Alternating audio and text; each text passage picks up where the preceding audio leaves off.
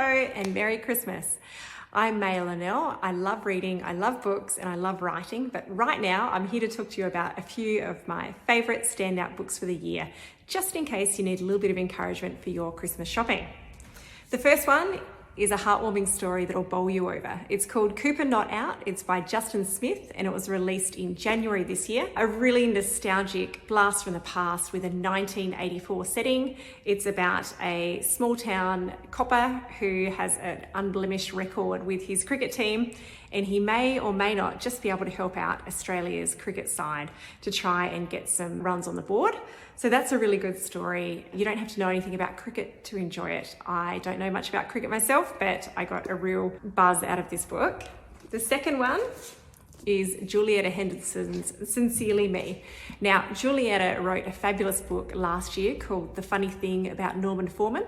So as soon as I'd finished that one, I was looking for her next book, which is this one.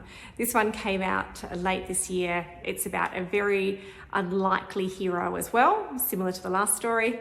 It's uplifting. We've got the main character, Danny Mulberry, and he doesn't have much going for him, to tell you the truth. He's got some really great friends, but he doesn't have any family connections.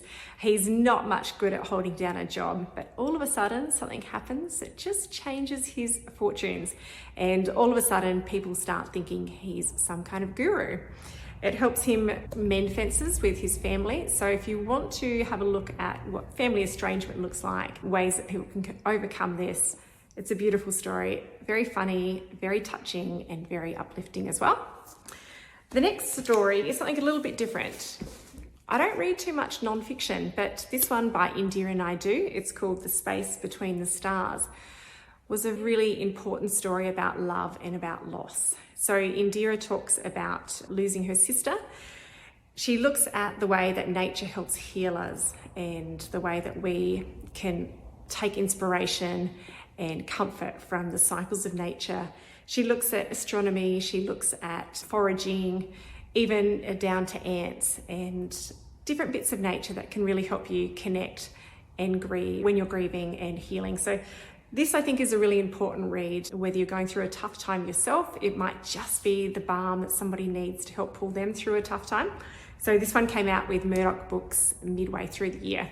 And it does also feature lots of wonderful memoir style insights into Indira Naidoo's childhood, growing up across the world. She traveled a lot with her family. They did a lot of moving. I've known Indira only through seeing her on the TV and listening to her on radio, but you get a really interesting insight into her life and the beautiful bonds between her and her sisters and her family and what happens when those bonds are tested. And finally, if you are looking for a rom-com beach read, then I highly recommend Beth O'Leary's books. This latest one, The No-Show, came out this year. It's a real treat of a book. It's funny, it's romantic.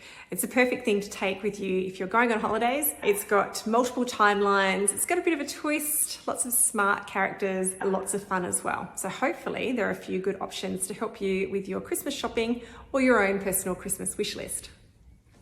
Or if you or someone else you know would like a bookish escape to the country, then perhaps pick up a rural romance. I can highly recommend Paperback Hill. It came out in June this year.